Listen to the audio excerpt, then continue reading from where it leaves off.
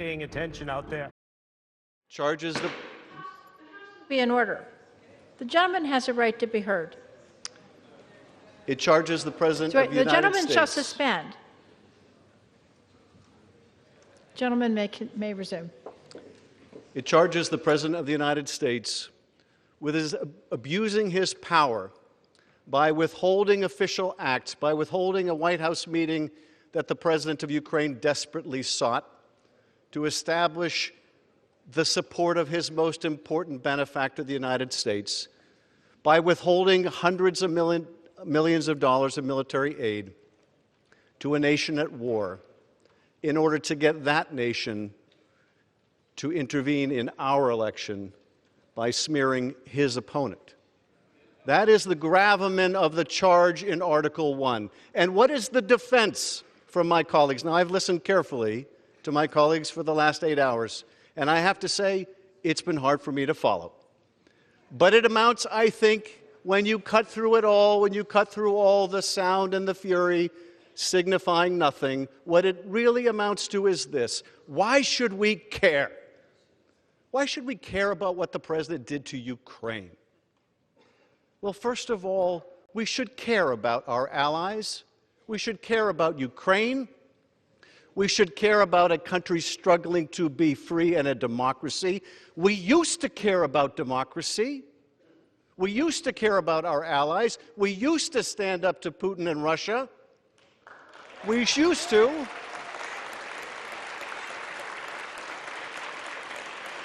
I know the party of Ronald Reagan used to.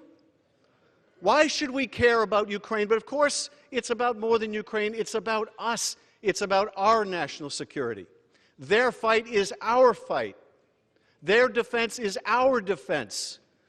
When Russia remakes the map of Europe for the first time since World War II by dint of military force, and Ukraine fights back, it is our fight too. And when the President sacrifices our interests, our national security for his election, he is sacrificing our country for his personal gain.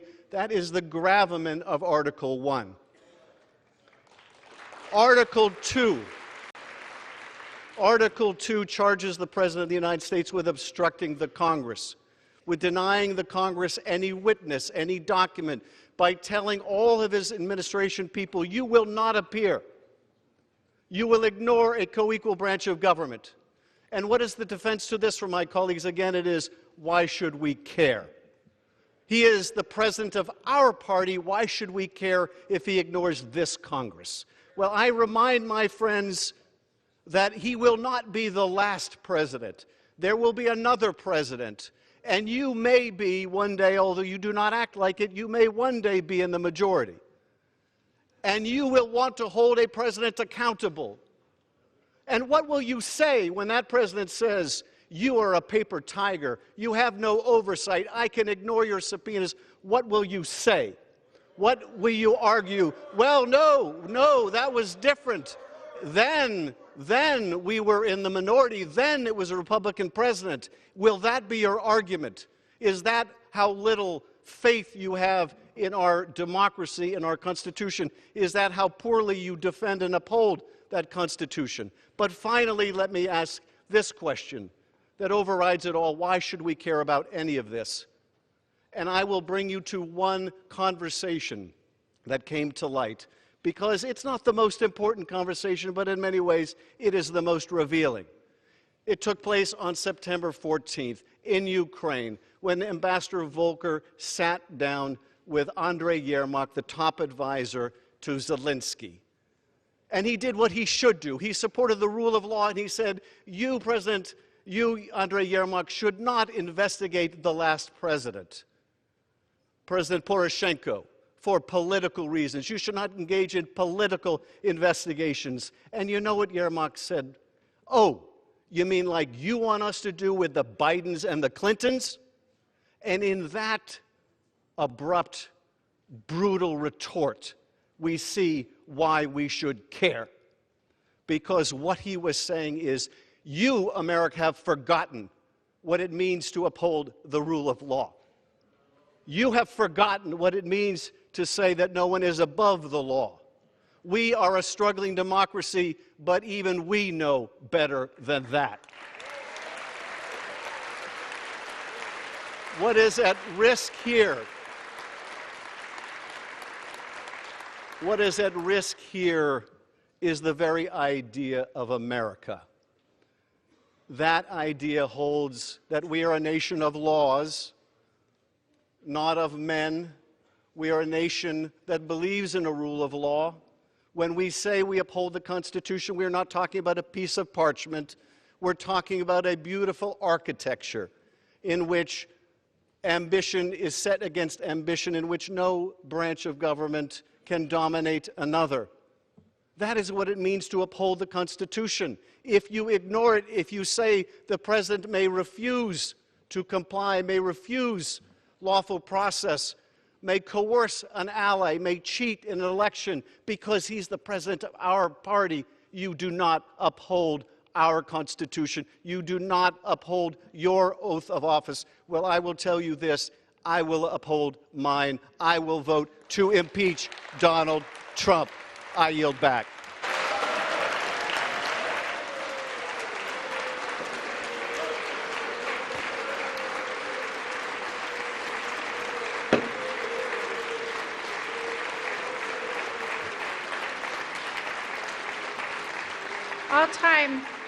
All time for general debate has expired. Pursuant to House Resolution 767, the previous question is ordered on the resolution as amended. The question of adoption of the resolution as amended shall be divided between the two articles. The question now occurs on the adoption of Article 1. All in favor, say aye. Opposed, no. The ayes have it. Gentleman from Georgia. Speaker. Madam Speaker, I ask the ayes and nays on that vote. The yeas and nays are requested. Those favoring a vote by the yeas and nays will rise. A sufficient number having risen, the yeas and nays are ordered. Members will record their votes by electronic device. This will be a 15-minute vote.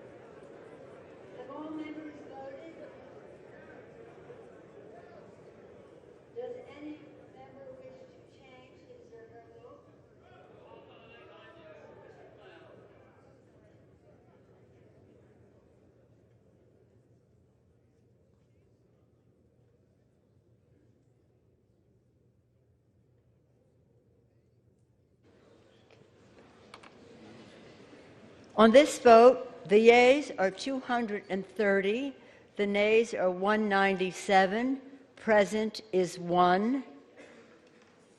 Article 1 is adopted. The question is on adoption of Article 2. The question is on the adoption of Article 2. Those in favor say aye. Aye. Those opposed, nay. No. The ayes have it. The ayes have it. For what purpose does the gentleman from New York seek recognition? For what purpose does the gentleman... Madam Speaker, I ask for a roll. For what purpose does the gentleman from New York seek recognition? I ask for a roll call vote. A recorded vote is requested. Those favoring a recorded vote will still rise. That will be in order. A sufficient number have arisen. A recorded vote is orders. Members will record their votes by electronic device. This is a 5-minute vote.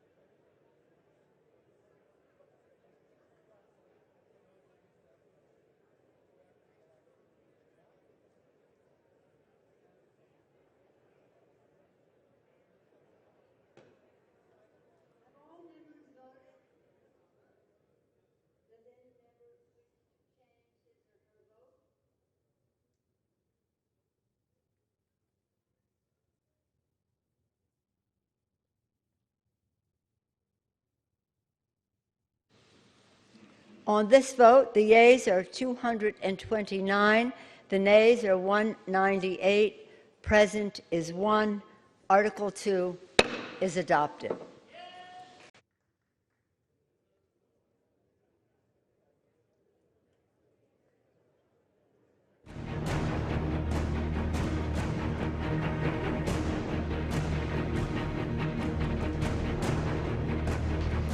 This is a CBS News special report. I'm Norah O'Donnell in Washington. For those of you watching Survivor, you will not miss a minute of it. We want to bring you this latest news because just moments ago, the House of Representatives passed both articles of impeachment against President Trump for abuse of power and for obstruction of Congress. This marks a historic day in our nation's history as Donald Trump becomes now only the third president in American history to be impeached by Congress. Let's go now to Nancy Cordes on Capitol Hill. Nancy, this is a day rarely witnessed in history.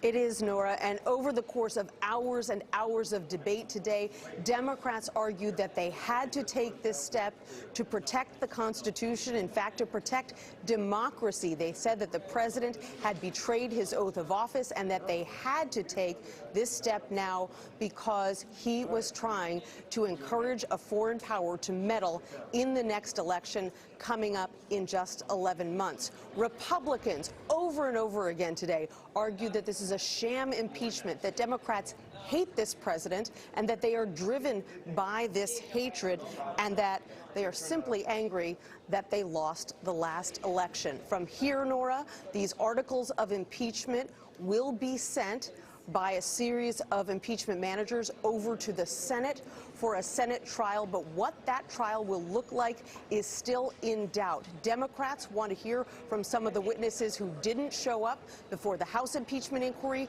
Republicans want to move through this as quickly as possible. They say they don't need to hear from any more witnesses. All right, Nancy Cordes on Capitol Hill, noting, of course, that not one single Republican voted to impeach the President of the United States. And it sets up quite a remarkable split screen, if you will, as Congress voting to impeach the president, who is elected by 63 million Americans. He chose to head to the battleground state of Michigan, where he is in the midst of a raucous campaign rally denouncing Democrats there. Let's bring in Paula Reed, who is at the White House. Paula? We've heard the president at this rally, Nora, tell his supporters that it certainly doesn't feel like impeachment, and he's been touting his economic record and party unity. That is something the president has been calling for since the beginning of this process. He wanted the Republican Party to rally around him. And a top White House official involved in this process tells me they're quite pleased with the unity that they're seeing currently on the Hill, especially ahead of a likely Senate trial. Now, even though the president refused to answer questions from reporters as he left the White House earlier today, we're seeing him use this rally to attack his Democratic rivals, specifically Senator Elizabeth Warren and Mayor Pete Buttigieg. Now, at the very moment of this historic vote, the president was hearing cheers from this crowd as he discussed Space Force. But so far, he has not addressed this vote, and it's not clear, Nora, if he knows that he has officially become the third U.S. president to be impeached by the House of Representatives. Well, the president is not holding back at that rally. Let's listen in quickly to what he just said. This guy actually said that, and then he walked away. By the way, it doesn't really feel like we're being impeached, do you? The country is doing better than ever before. We did nothing wrong. We did nothing wrong. And we have tremendous support in the Republican Party like we've never had before. Let's bring in Major Garrett. Major, the president is correct on that note. The Republican Party is standing firmly with the president. He's of two minds on this. One, he is anger that he's being impeached. He calculated when he released the transcript of this controversial call, that would help clear him and he wouldn't have to go down this. Now he has the taint of history. But he also is galvanized, and he knows Republicans are galvanized by this act and the fight to come. All right. Margaret Brennan is with us, too, the moderator of Face the Nation. The charge that the Democrats leveled against the president in these two articles was severe, inviting foreign interference from a foreign country. Exactly. A threat to democracy, a threat to national security, something that Republicans said was wholly incorrect. We know this is poised to go to a Senate trial, and Republicans are likely to let him pass. All right, our coverage continues with our 24-hour streaming network, CBSN, and you can watch it at cbsnews.com or on our CBS News app. For those of you in the West, we'll have much more coming up on the CBS Evening News. For the rest of you, Survivor continues right now. I'm Norah O'Donnell with the news here at CBS News, Washington.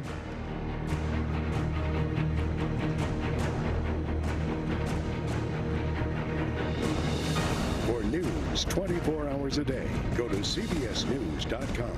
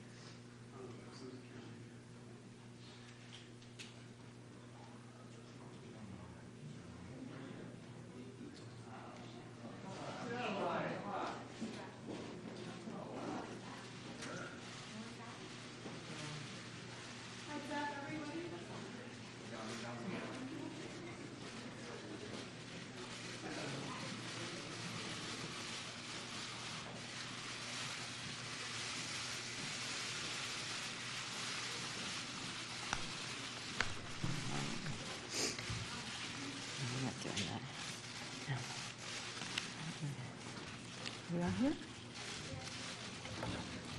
Good evening. December 18th, a great day for the Constitution of the United States.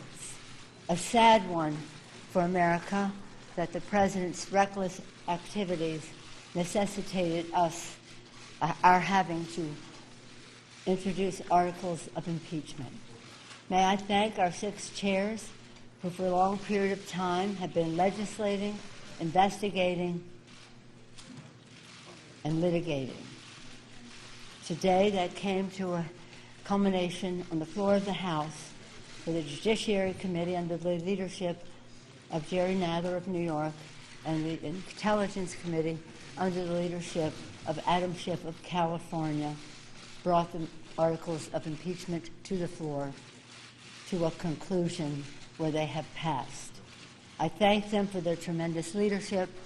I thank Chairwoman Maxine Waters of California, Richie of the Financial Services Committee, Richie Neal of Massachusetts, the chair of the Ways and Means Committee, Carolyn Maloney, the chair of the Government Oversight Committee, and of course Adam Schiff, the chair of the Intelligence Committee, for their great work over a period of time. I just want to say before yielding to the chairman that I could not be prouder or more inspired than by the moral courage of the House Democrats. We never asked one of them how they were going to vote. We never whipped this vote. We saw the vote. Well, you saw the public statements that some of them made. We saw the result when everyone else did. The statements on the floor about patriotism and about being very true to the vision of our founders. And so I view this day, this vote, as something that we did to honor the vision of our founders to establish a republic, the sacrifice of our men and women in uniform to defend our democracy and that republic, and the aspirations of our children that they will always live in a democracy, and that we have tried to do everything we can to make sure that that is their reality. We'll hear from our chairman, and then we'll take 3 questions. I'm now honored to yield with great appreciation and respect to the distinguished chair of the Judiciary Committee, Chairman Nadler. Thank you. The framers reserved the power of impeachment for the gravest offenses against our Constitution, against our liberty, and against our democratic institutions. President Trump used the powers of his office for his own personal political gain to the detriment of the national security interests of the United States. That is the very definition of an impeachable offense. When Congress began to investigate President Trump's wrongdoing, he engaged in an unprecedented pattern of obstruction. That, too, is why the impeachment power exists. A president who subverts both our elections and our constitutional system of checks and balances puts himself above the law, and it is Congress' duty to hold the president, any president, accountable. It gives us no pleasure to stand here today, but President Trump's conduct has put our next election at risk.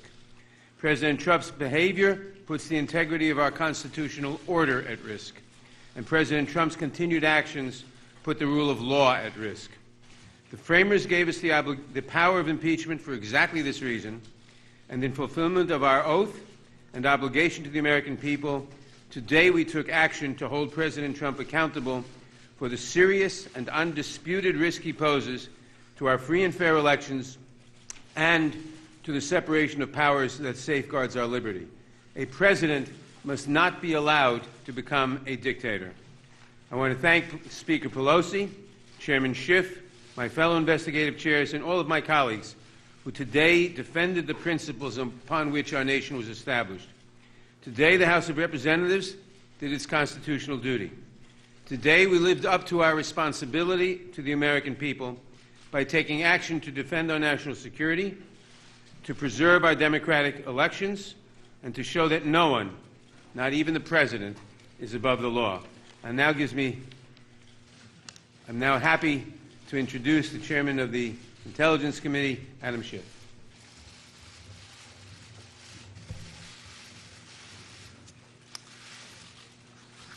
The President of the United States has been impeached for now only the third time in history. The President of the United States should be tried. And the question is now whether Senator McConnell will allow a fair trial in the Senate, whether the Majority Leader will allow a trial that involves witnesses and testimony and documents, a trial that should be fair to the President, yes, but should be fair also to the American people. The American people want to hear from people like John Bolton. The American people want to hear from people like Mick Mulvaney. The American people want to see what's in those documents that the President has been hiding at the State Department, in the Office of Management and Budget, in the White House itself. We have done our duty here in the House. We have upheld the Constitution. We have done as the framers would have us do when a president abuses his office and obstructs a co-equal branch of government. The question now is, will the Senate uphold its duty? Will the senators uphold their oath? Do the senators want to hear from the witnesses? Do they want a real trial? We have to hope that they do. The reason we undertook this extraordinary step is because the President not only abused his office, but threatens to abuse it again, threatens to interfere again by inviting foreign interference in our election. The remedy isn't complete as long as the President is free to continue to invite foreign interference in our affairs. I just want to close by thanking the Speaker for guiding the Congress through this tumultuous time. There's no one, I think, who could have guided the Congress with a steadier hand or with more insight and intellect than the Speaker of the House. And I also want to thank my colleagues, in particular, so many new members of the House who have displayed such courage, who have shown that they truly have the courage of their convictions. Thank you.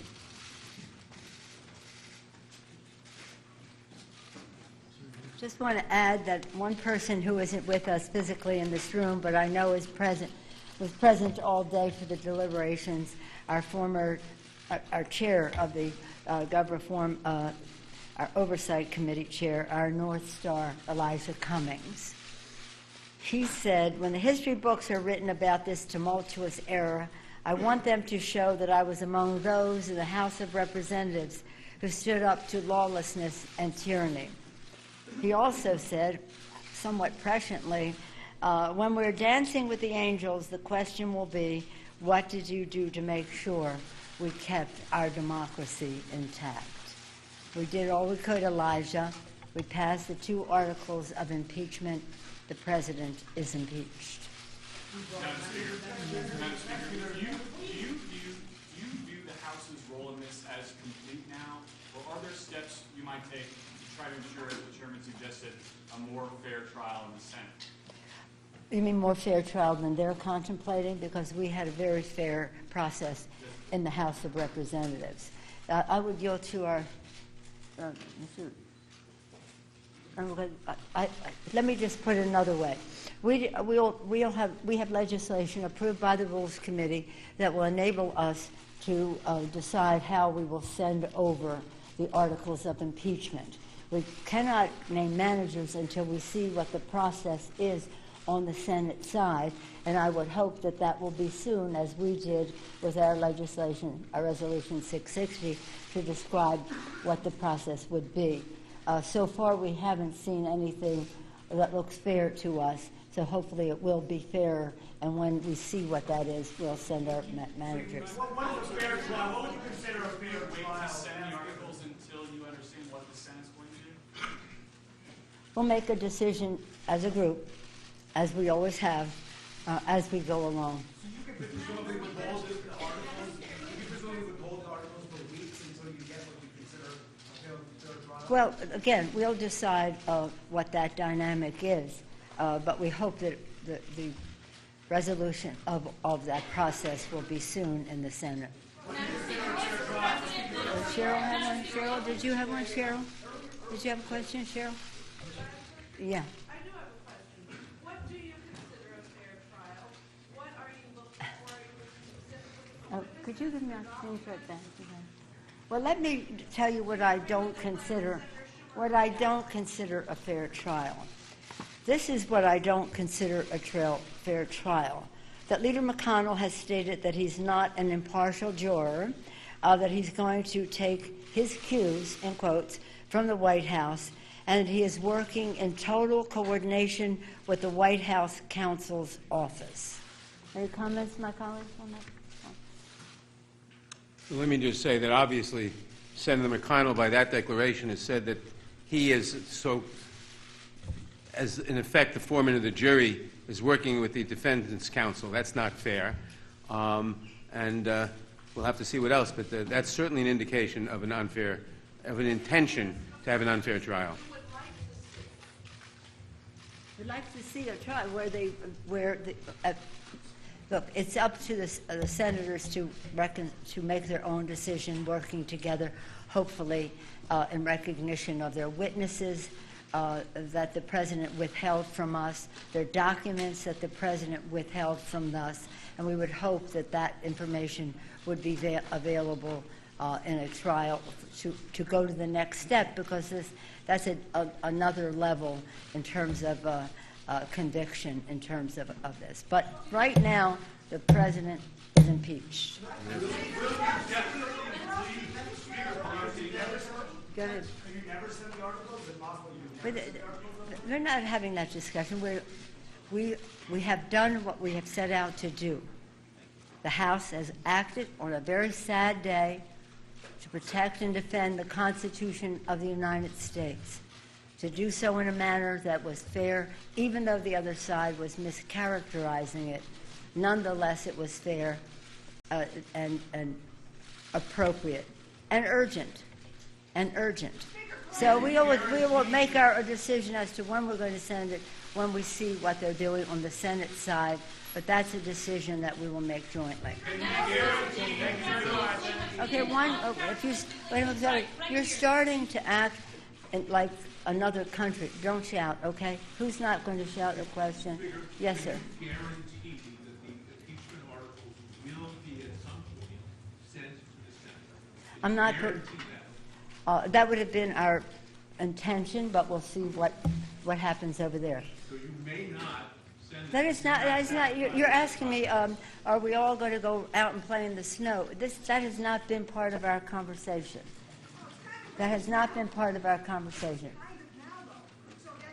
Excuse me, what? I'm sorry, dear.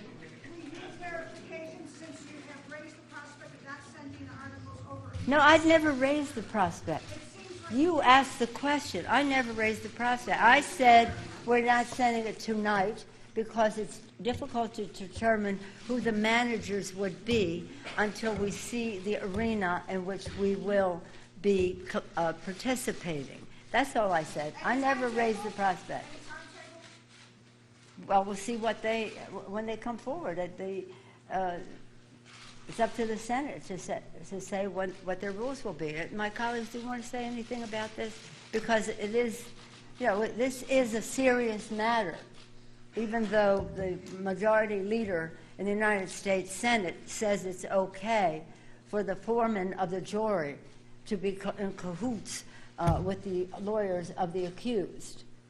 That doesn't sound right to us. But let's see when they understand what we have acted.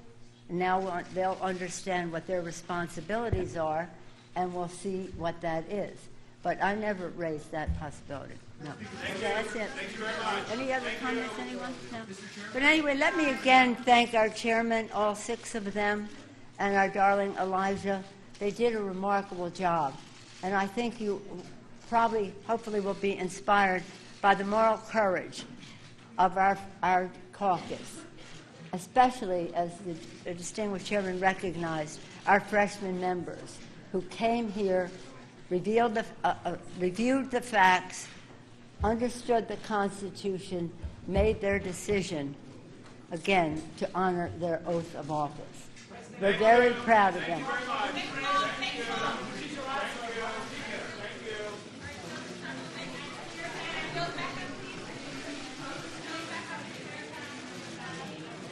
Speaker, we need you guys, President Trump, would you praise